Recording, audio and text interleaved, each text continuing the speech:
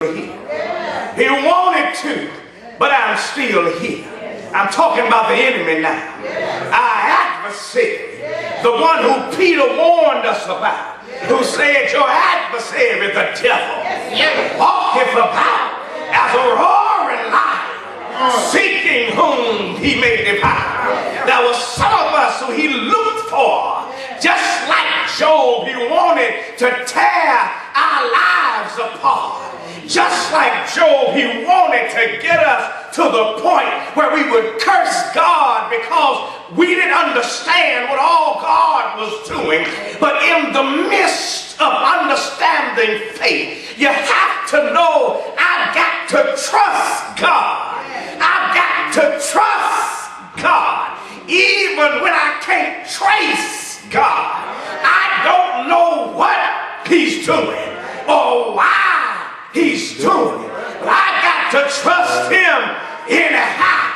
And when you learn how to have an anyhow faith with God, God will bring you through every time. It was in the midst of our sorrows that we saw who God really was. Many times on this journey, we hear about what God can do. But when you see what God can do in your own life, that's when you grow to the point of having a bona fide faith in God. It's one thing to hear that he brought Daniel out of a lion's den. But when God brings you out of your own lion's den, then you know my God can deliver. It's one thing to hear about how Shadrach, Meshach, and Abednego came out to fire. But when God brings you out of your own fire, that's when you can have the testimony, and my God can do anything but fail. It's one thing to hear about how God fed his children with manna in the wilderness. But when your cabinet is empty and when your money is funny, when you don't have anything else to depend on, and God keeps your belly full, that's when you know there ain't no God like my God. When you have your own personal testimony of what God can do, it will give you the assurance that the same God whose hand I got my hand in, it brought me through danger seen and unseen. It brought me through toils and trials. It brought me from a mighty long way.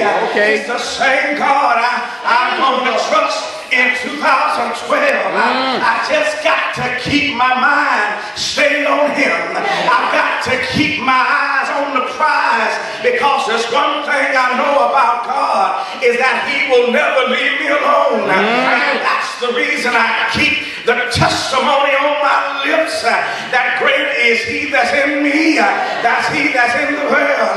I know I'm going to continue to have to face difficulty.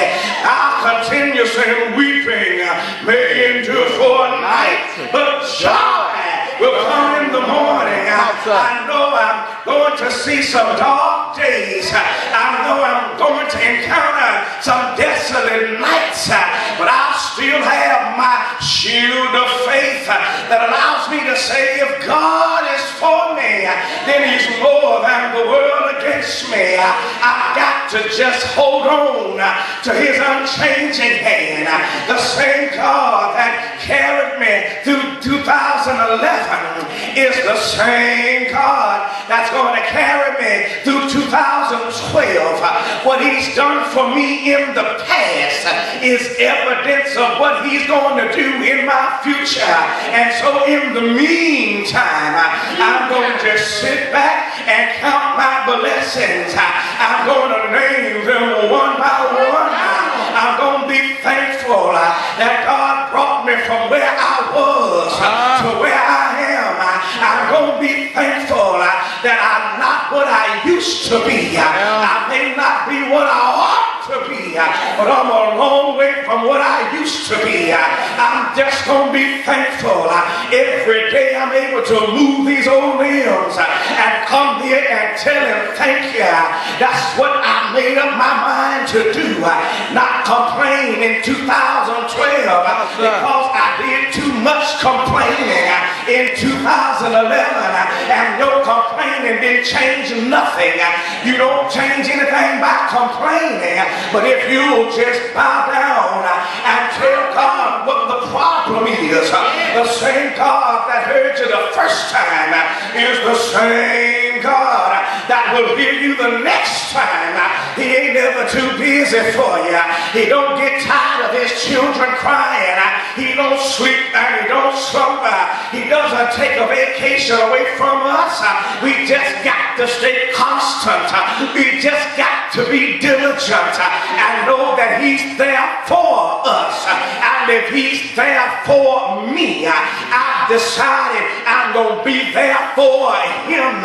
That means I'm going to have a renewed purpose. I'm going to set my mind to make every day a good day, because this is the day that the Lord has made, and every day I'm going to rejoice and be glad in it. It doesn't mean that I won't have no troubles.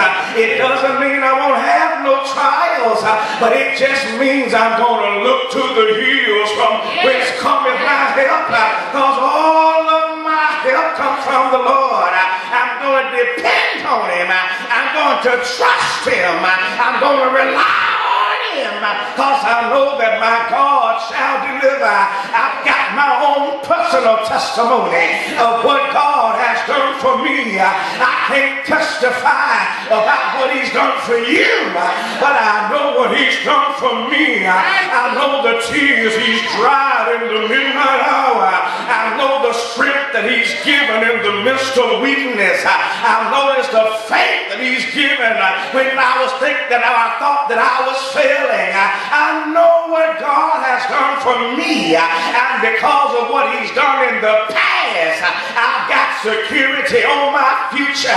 So my exhortation for you today is just look at the blessings that you've already attained. Just look at what you already got. Look at who you already are. Look at where you already stay. Look at what you already drive. Look at what you already wear. Look at what you already eat. Look at where you are in your life, and that's enough to praise God right there.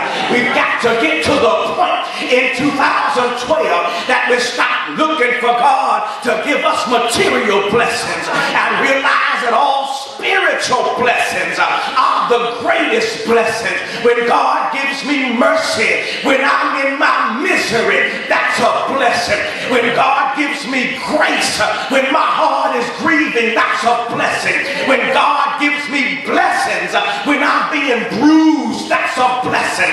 When God gives me extolling when I'm dealing with some evil, that's a blessing.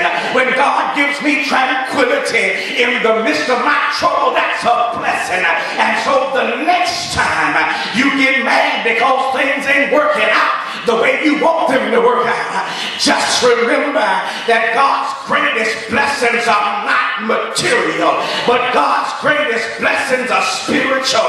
What God has done for us is beyond what we can repay, and Jesus is up in heaven right now, seated on the right hand of God, and is making intercession for me, and is making intercession for you, so that the next time you get in trouble and you ain't got the strength to figure up the words in your mind about what to say to God, you can just groan and moan in the midst of your sorrow, and you got somebody there who can take your groaning and moaning and make it make sense, and God, who will hear you in secret, will reward and bless you openly, because God is your God.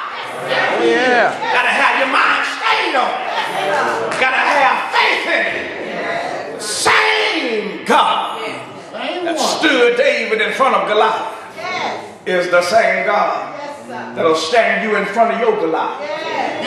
You got some giants. You got some stuff you've been trying to whoop that has intimidated you.